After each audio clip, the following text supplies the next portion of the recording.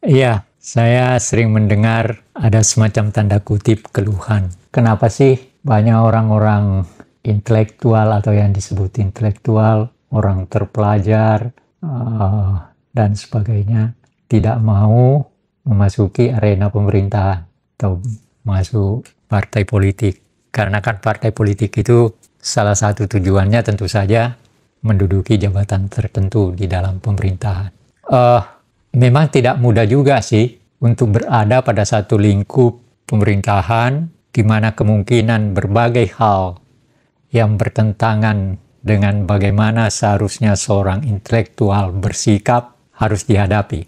Itu fakta yang juga. Nah, biasanya kan bagi seorang terpelajar, seorang intelektual, seorang intelijensia, kalau meminjam istilahnya Pak Hatta, haruslah seorang yang punya kejujuran nurani. Nah, ini tidak mudah untuk mempertahankan karena banyak hal di mana banyak orang yang akan datang dan berkaitan dengan pekerjaan yang harus dilakukan oleh si intelektual yang menduduki jabatan itu, tapi langkah yang mau dilakukan bertentangan dengan nuraninya. Ya, itu persoalan yang yang harus dihadapi. Nah, tentu saja ya ambillah sebagai contoh Sri Mulyani, itu pasti tidak mudah berhadapan dengan situasi di lingkungan departemennya. Bayangkan eselon 3-nya itu korupsi sampai kekayaannya lebih tinggi daripada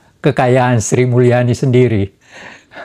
Dia punya kekayaan eselon 3 58 miliar dan sebagian dari sekarang katanya dikembalikan ke istrinya. Aneh juga buat saya, ya. Nah, hal-hal seperti ini kan yang harus. Jadi tidak mudah memang untuk keluar dari lingkungan seperti kemungkinan menjalani berbagai hal-hal yang bertentangan dengan apa yang ada dalam pikirannya dan apa yang ada di dalam nuraninya. Itu persoalan berat yang dihadapi oleh seorang intelektual, seorang terpelajar, tetapi ya sekarang ini bagi saya juga aneh. Anehnya apa? Banyak orang yang mengejar gelar, ya, ada yang mengejar untuk mendapatkan doktor honoris causa, ada yang mengejar memang mau jadi doktor, tapi aneh, kapan dia menulis, kapan membaca. Loh, menjadi doktor itu tidak mudah loh.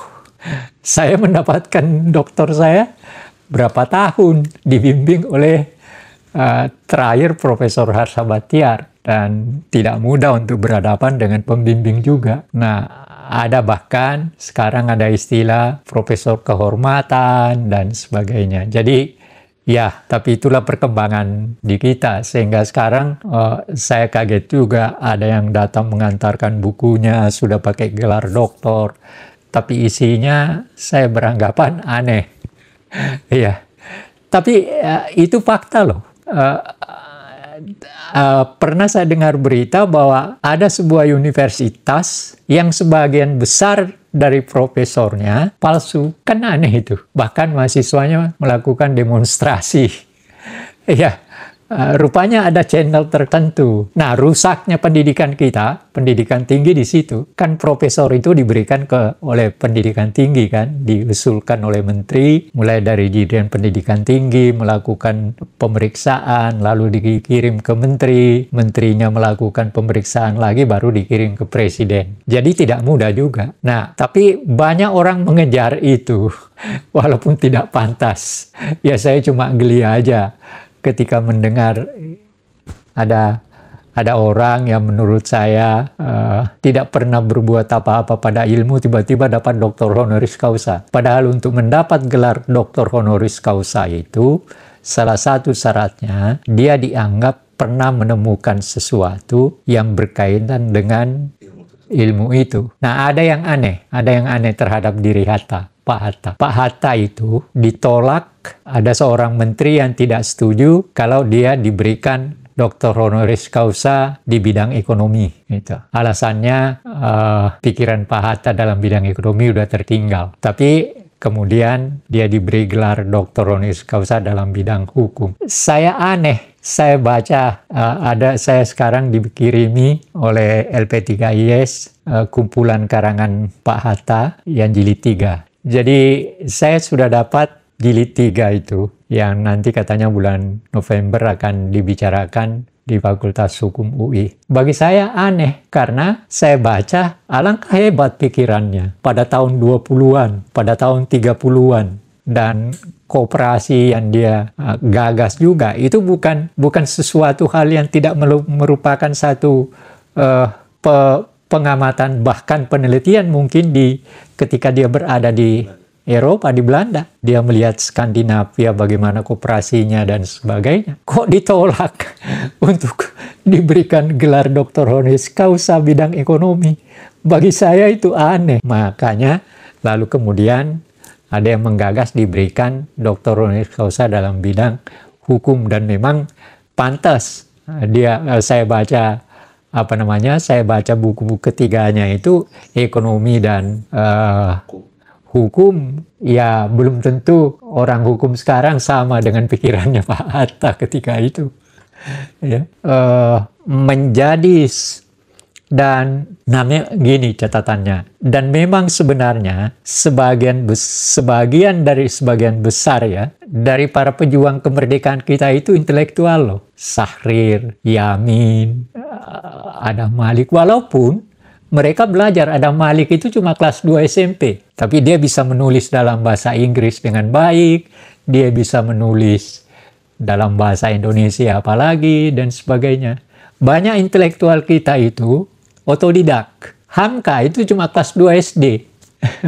You bisa bayangkan menulis hadis Al-Azhar berapa puluh judul gitu. Jadi dan salah satu faktor yang terpenting dari untuk menjajaki kemungkinan melangkah untuk menjadi seorang pemikir, menjadi seorang intelektual adalah adalah membaca dan menulis. Dan itulah pekerjaan yang paling berat. Kenapa tidak mudah seorang intelektual memasuki arena politik? Ya salah satu diantaranya menurut saya adalah dia harus bergumul dengan hati nuraninya ketika berhadapan dengan tugas-tugas yang ditugaskan kepadanya. Iya, jadi tadi saya katakan bahwa ya kebetulan buku-buku tulisan mereka semua ada di sini. Ya. Pak Hatta baru saja dikirimkan jilid ketiga dari kumpulan yang akan diterbitkan 8 jilid. Bayangkan jilid 3-nya berapa halaman? Lebih daripada 400-an halaman barangkali. Saya baru baca sebagian. Sahrir, Yamin, itu kan penulis, pembaca. Nah, tentu saja mereka memang tidak bisa tidak adalah membaca. Ada yang lucu. Jadi ketika Pak Hatta ditangkap, dia bawa bukunya, dan kalau nggak salah di Digul ya. Kalau ada pemeriksaan, maka di bawah tempat tidurnya ada lubang. Begitu ada yang datang mau memeriksa, maka buku itu dimasukkan ke lubang itu. Coba bayangkan.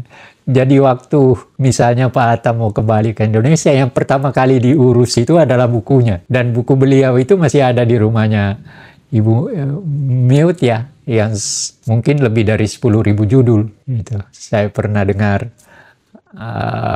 anaknya bercerita dari mana buku itu ada yang dikasih, ada yang dibeli. Tapi saya lihat rapi itu. Iya.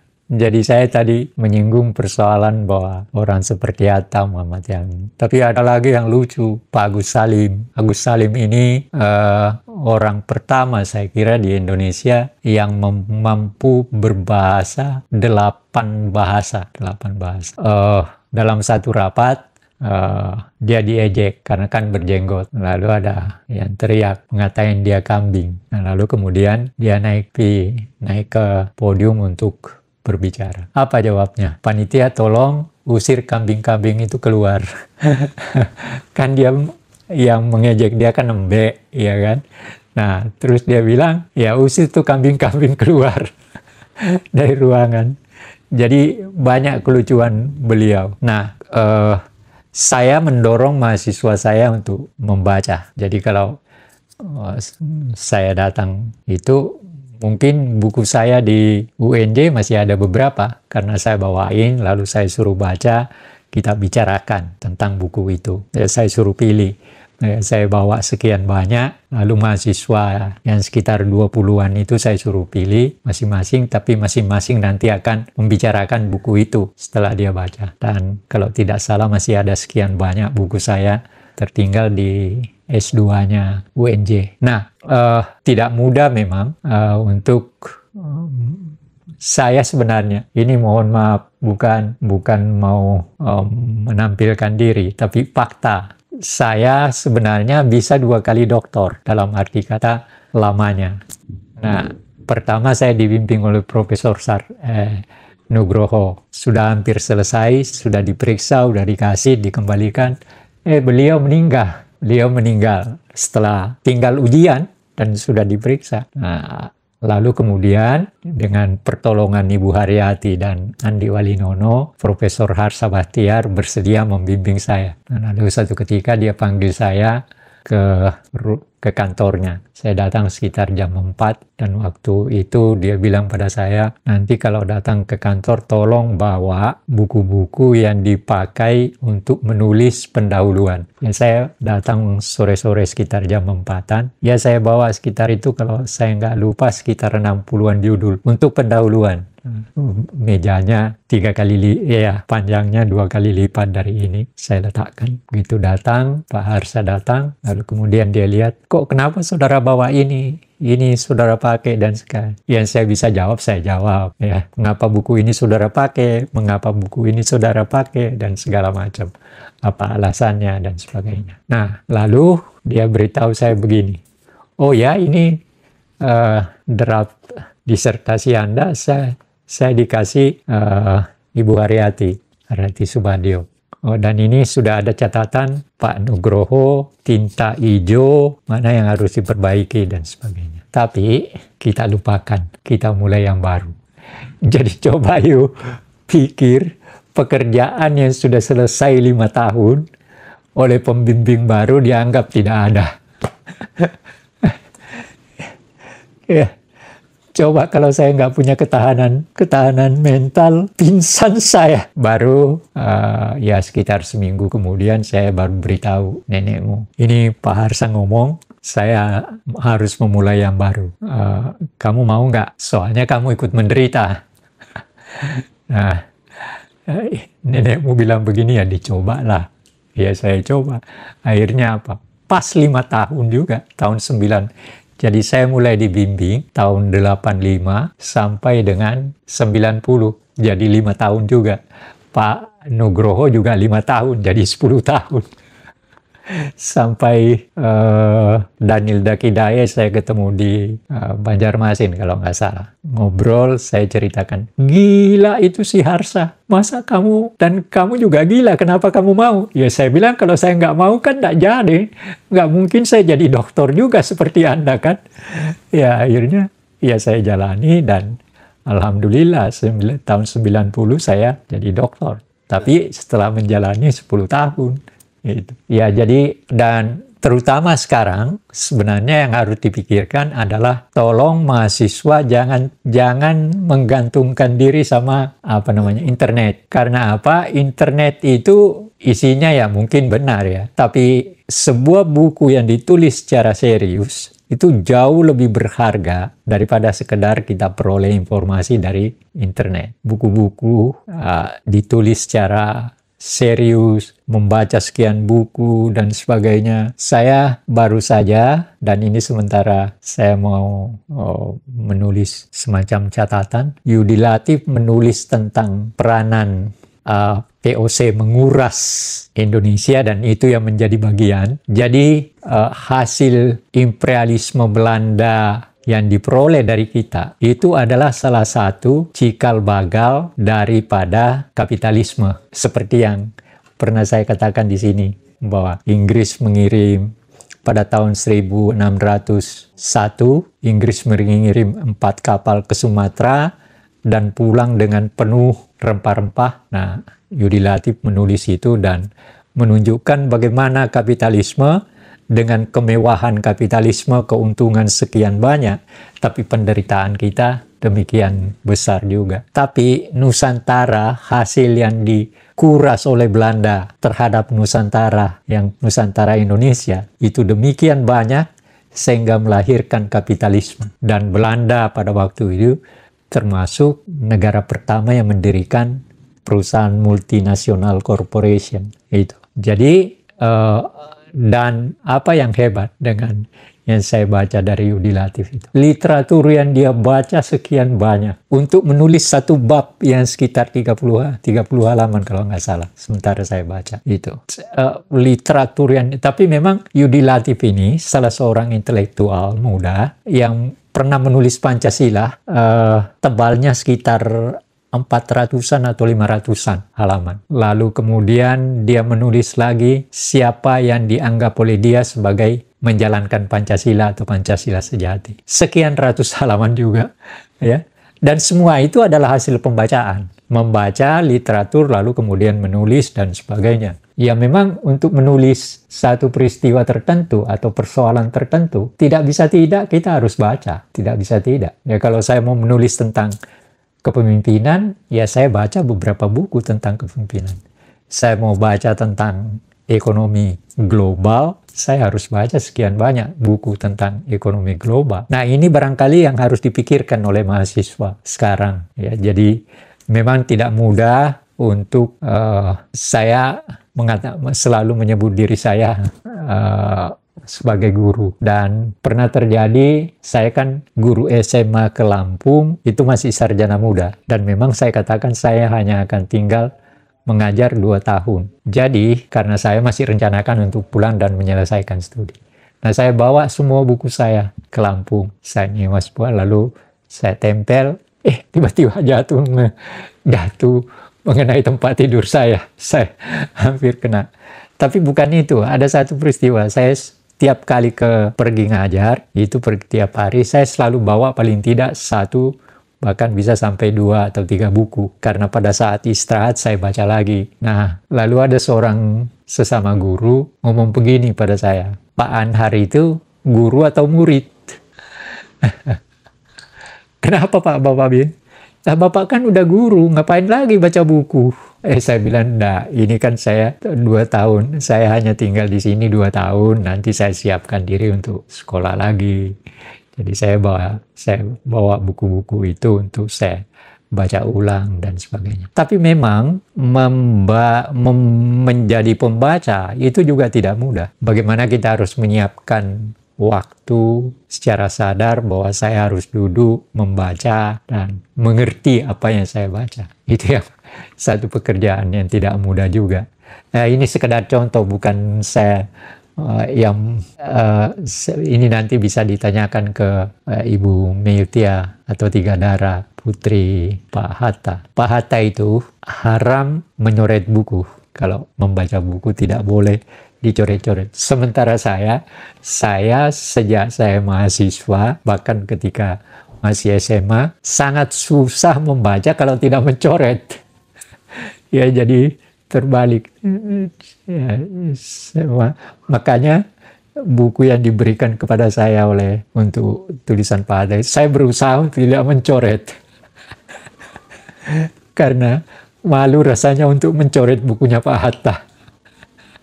Karena beliau sendiri tidak pernah mencoret buku. Ya, jadi ini sekedar contoh saja. Dan saya kan tadi membaca buku itu susah. Tipsnya kayak gini? Ya, ada 2 kemungkinan. Kita baca buku itu karena judulnya kita senang. Masalahnya juga kita tahu, jadi terbaca. Atau kita dipaksa karena kita mau ujian misalnya. Itu bisa. Tapi saya lebih banyak tidak terpaksa membaca karena ya saya senang aja. Soalnya saya sudah menulis cerpen waktu masih SMP, lalu saya sudah membaca buku sejak saya SMP dan SMA sampai sekarang. Jadi itu tergantung pribadi juga sih. Jadi tetapi saya percaya tidak mungkin Anda bisa menjadi pemikir yang baik atau berpikir secara baik tanpa membaca. Nggak mungkin. Mahasiswa kalau sekedar mau lulus mungkin bisa membaca, tapi setelah lulus dia akan kembali jadi bodoh. Karena kan dia memang membaca buku hanya untuk lulus kan. Setelah lulus dia dapat pekerjaan, dia nggak pernah mau baca lagi. Ya kembali jadi bodoh kan. Itu. Nah ini sekedar catatan. Jadi bukan menonjolkan diri. Saya minta maaf loh. Ya, seperti itu pengalaman saya sih. Saya juga kebetulan kenal dengan Pak Sujatmoko. Pak Sujatmoko ini seorang intelektual, pernah justru kerja di PBB, pernah jadi rektor Universitas PBB di Tokyo, di Jepang, dan saya banyak Dubes Amerika juga. pernah dubes Amerika, dan ketika dia berada di sini ya boleh dikata hampir tiap bulan saya ketemu dan saya ya berguru bagaimana. Dan memang dia selalu, malah pernah dia katakan kepada saya, kalau kamu menulis sesuatu, jangan mengulangi lagi yang sudah ditulis. Jadi kalau misalnya saya diminta untuk berceramah tentang hal yang sama, ya misalnya tentang sejarah, jangan mengulangi apa yang telah kau bicarakan, karena itu sebenarnya tidak ada gunanya buat kamu. Karena kan sudah tahu, masa diulang lagi? Itu nasihat dia pada saya sambil berguru pada beliau. Masih ada, saya tidak tahu masih ada suratnya ketika dia menyurati saya untuk menulis disertasi saya. Saya beritahu waktu itu bahwa kemungkinan saya akan menulis tentang Darul Islam di Sulawesi Selatan atau di Aceh. Nah, dia balas pada saya, ya itu terserah minat kamu mana, dan literatur yang paling banyak kau ketemu, bahan yang paling banyak kau ketemu, itulah yang kamu tulis. Akhirnya ya, karena memang Sulawesi Selatan kampung saya yang terlibat juga sebagian besar saya kenal, ya saya tulis aja itu untuk mempermudah secepatnya. Dan kebetulan Profesor Harsha Bachtiar juga senang dengan itu. Dan Pak Nugroho malah mengatakan, saya bersedia membimbing Anda dengan catatan menulis tentang Sulawesi Selatan, Darul Islam. Ya udah, saya tulis. Nah, itu juga ya berarti kayak tadi kan oke lah membaca, menulis, tapi menjadi seorang intelektual itu juga tetap harus belajar, dalam arti berguru, jadi rendah hati juga. Oh iya, saya tidak pernah berhenti untuk mencari orang yang jauh lebih pintar dan saya anggap dia lebih pantas untuk tempat saya bertanya. Sampai sekarang, saya tidak pernah berhenti mendatangi kalau perlu, hanya karena lutut saya sudah ini. Saya kalau merasa ada orang yang ada sesuatu yang saya perlu perdalam, ya saya datang. Kita tidak pernah berhenti untuk menjadi guru sekaligus menjadi murid. Itu yang memungkinkan kita untuk bisa bertahan, karena ya memang begitu seharusnya. Jadi kalau ada dosen yang mengajar tanpa membaca lebih dulu apa yang dia mau ajarkan, kan gitu. Jadi saya sampai sekarang setiap kali mau mengajar, ya saya baca buku juga. Kembali beberapa buku yang mungkin akan saya kuliahkan pada hari ini. Jadi kemarin-kemarinnya saya baca buku dulu, baru pada hari ini saya memberikan kuliah. Nah, terus kalau untuk tadi udah membaca terus ada rendah hati, kalau menulis gimana? Ya, menulis itu kan sumbernya juga dari buku. Jadi kemauan tidak semua juga, memang tidak semua orang bisa menulis, walaupun dia dosen mungkin. Ya, tapi ada orang yang punya kemauan untuk menulis itu besar. Ya. Dan akan lebih baik kalau sebelum menulis dia membaca buku. Jadi antara menulis dan membaca itu tidak bisa terlepas. Itu. Jadi wartawan-wartawan itu pembaca semua. Coba kalau kamu lihat, tapi sekarang udah berhenti. Kalau kamu baca catatan pinggirnya Gunawan Muhammad di Tempo, itu bukan main hebatnya. Semua masalah bisa dia tulis dari catatan pinggirnya Tempo itu. Tapi sekarang lebih banyak melakukan pameran lukisannya dan sudah berhenti menulis catatan pinggir, saya lihat. Gitu. Jadi ya kalau mau menjadi penulis ya pembaca juga. Tidak bisa lepas itu. Tapi kalau pertanyaan dibalik lagi, secara keseluruhan, gimana cara menjadi intelektual? Ya itu tadi, harus rajin belajar, harus mau bertanya dan segala macam. Ya, tidak semua dosen juga mampu loh melakukan itu. Ya. Jadi jangan lepaskan diri dari membaca, menulis,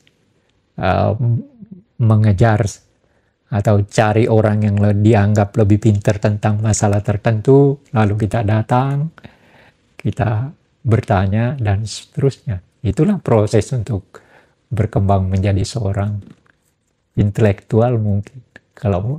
Tapi saya sendiri tidak pernah merasa intelektual. Saya cuma merasa saya adalah guru, dan alhamdulillah Tuhan memberikan saya jalan untuk menjadi guru sampai sekarang.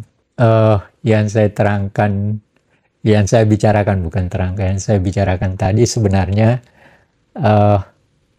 itulah yang sering saya maksudkan dengan orang-orang terdidik tercerahkan. Ya seperti yang sering saya katakan bahwa para pejuang kita seperti Hatta, Soekarno, dan sebagainya, itu adalah orang-orang terdidik tercerahkan, dan dia adalah pemimpin yang mampu melampaui diri. Nah, mengapa saya katakan? Lihat tulisannya begitu banyak, dan tulisan yang tidak gampang. Lalu kemudian dia tampil menjadi pemimpin. Dia sarjana, Soekarno insinyur, Hatta dokter Andes ekonomi. Kalau pada waktu itu, pada tahun 30-an atau 20-an, dia mau bekerja 30-an, dia mau bekerja sama pemerintah Belanda, ya pasti mendapat tempat yang enak lah. Udah sarjana, satu sarjana ekonomi tentu saja dicari, ada insinyur juga tentu dicari, dan alangkah senangnya Belanda andai kata mereka mau bekerja. Tapi kan kenapa mereka lebih bersedia untuk keluar masuk penjara tanpa menggunakan ilmu yang dikejarnya dengan gelarnya itu sekian tahun, terbiarkan. Ya, tentu saja dia pakai, tapi kenapa dia tidak bekerja sama Belanda, pemerintah Belanda? Karena dia punya cita-cita dengan ilmu yang dia gunakan, bukan hanya untuk dirinya, tapi juga untuk orang lain. Nah, untuk orang lain itulah dia menggunakan ilmunya untuk berjuang, dan akibat daripada perjuangannya, dia kemudian keluar masuk penjara. Itulah yang saya maksud dengan orang-orang terdidik tercerahkan, dan kemudian tampil menjadi pemimpin yang melampaui diri. Itu.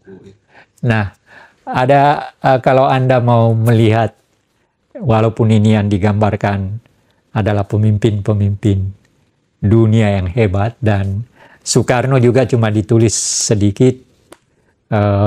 Di sini yang ditulis oleh Nixon. Nixon sendiri adalah seorang pemimpin, pernah jadi wakil presiden Amerika, kemudian jadi presiden Amerika, tapi dia melakukan kecurangan, akhirnya dia mengundurkan diri.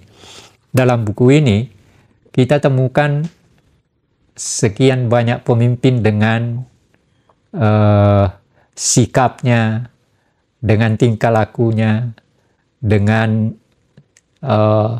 etiket mereka, penampilan mereka sebagai pemimpin di negaranya, maka sangat bagus untuk dibaca oleh bahkan yang sudah menjadi pemimpin di negeri kita. Sangat bagus untuk melihat buku ini. Nixon, tokoh-tokoh pemimpin dunia. Ya. diterbitkan oleh Sinar Harapan, diterbitkan oleh seri Pustaka Aneka, tokoh-tokoh pemimpin dunia, Nixon. Ya, saya kira apa yang mau tampil jadi pemimpin, tolong baca buku ini. Ya, dan sudah memimpin juga perlu baca ini. Ya, walaupun Nixonnya sendiri mengundurkan diri karena dianggap curang, dalam rangka pemilihan presidennya dianggap curang.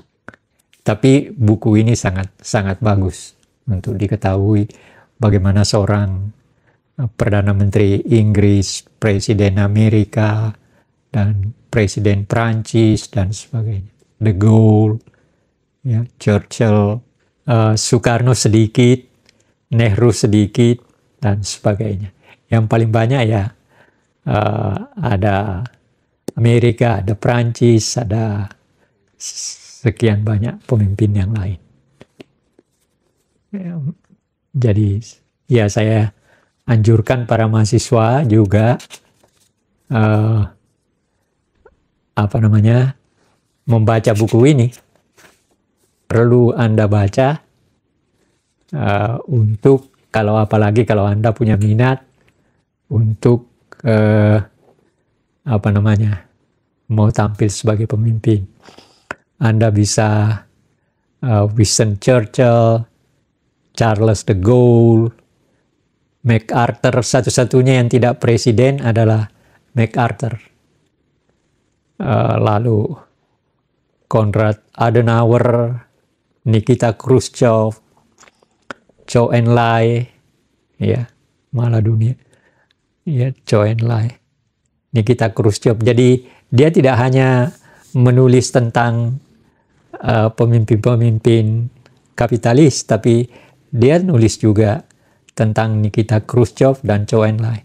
Zhou Enlai ini sebenarnya pemimpin yang sangat penting, tapi dia tidak pernah mau melampaui Mao Zedong. Ya, dia tidak pernah melampaui Mao Zedong. Tapi dia sangat setia pada Mao Zedong. Jadi dia cuma berada di belakang. Ya, jarang pemimpin yang mau begitu, tapi dia sadar juga bagaimana seorang Mao Zedong lebih dibutuhkan oleh rakyat Cina dibanding dengan dirinya pada saat itu. Jadi dan tidak mudah loh untuk menjadi pemimpin seperti itu. Iya, jadi apa yang saya terangkan tadi ya sederhana. Pertama, Anda harus bersedia untuk belajar, dalam arti kata membaca, menulis, dan sebagainya.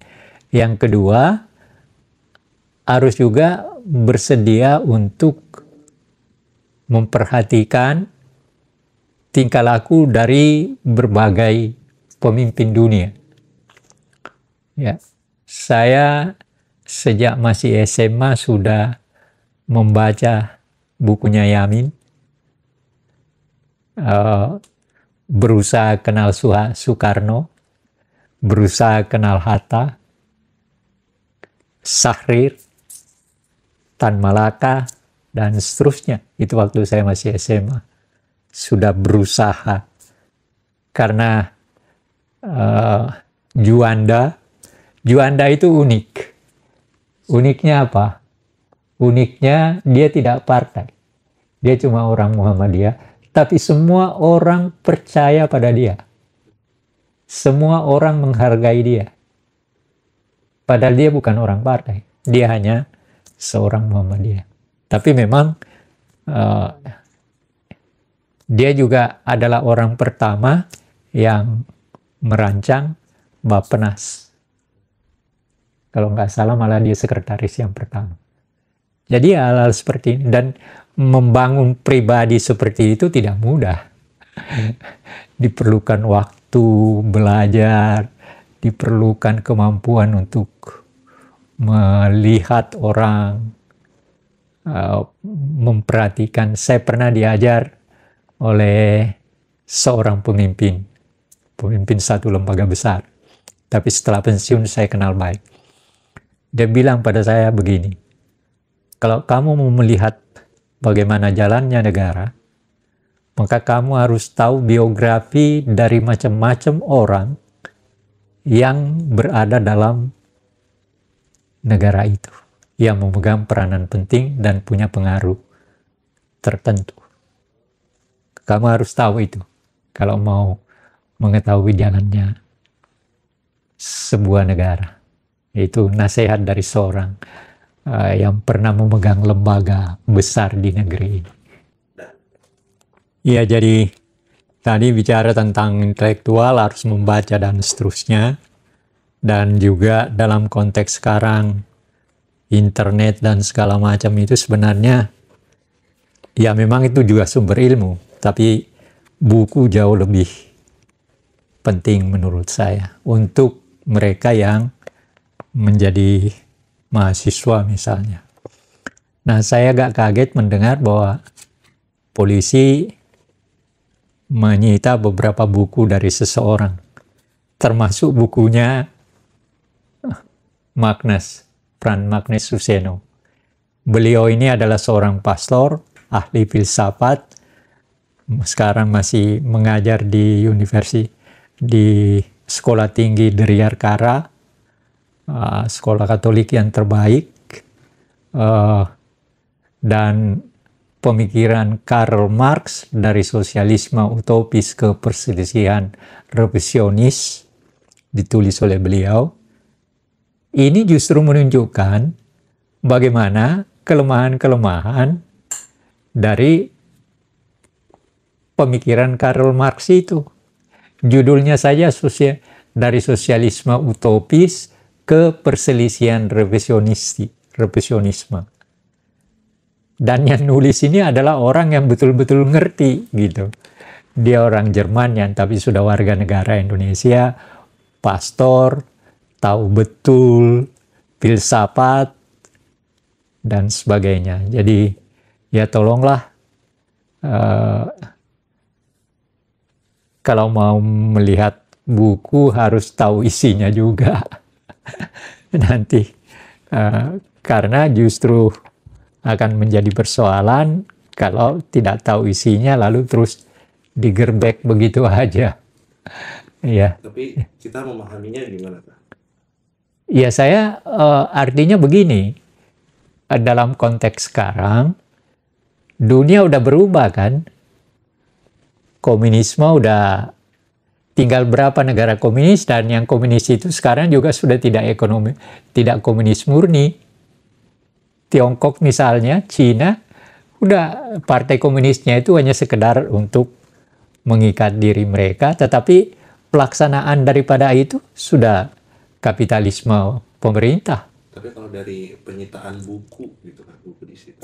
Iya, makanya jangan lagi dilakukan. Ya. Jadi kalau mau mengambil buku-buku, ya harus tahu juga. Dan sebenarnya nggak ada buku yang bisa disita ya. dalam pengertian ilmu, ya tidak. Mahasiswa harus membaca semua buku yang mungkin untuk menambah pengetahuannya. Dosen pun tidak bisa tidak harus membaca. Ya seperti saya katakan tadi, sebelum saya ngajar, saya membaca sekian banyak buku dulu untuk saya sampaikan di depan kelas. Kalau enggak ya enggak. Nggak bisa. Nggak bisa saya memberikan kuliah tanpa membaca buku dulu. Nggak bisa. Kalau mengulang-ulang ya nanti Sujatmoko mengetawain saya. Karena itu salah satu pesannya. Kalau menerangkan atau menulis sesuatu jangan diulang kembali. Iya, jangan lagi lah.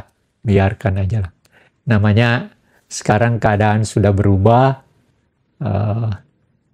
orang sudah membaca semua dan sudah apa namanya, ya sudah seperti keadaan sekarang lah. Kalau mau seperti dulu, Bush itu kan kerjasama dengan Cina yang komunis. Iya kan? Mau apa itu? Apakah harus dilarang? Tuh. Oke. Jadi terhadap tersangkanya ya bebaskan aja lah. Iya, itu urusan mereka. Artinya urusan polisi, tapi saya hanya meminta agar supaya membaca itu adalah sesuatu yang sangat penting bagi siapapun. Bahkan bagi seorang yang sudah merasa dirinya intelektual, dosen, tidak bisa tidak harus membaca.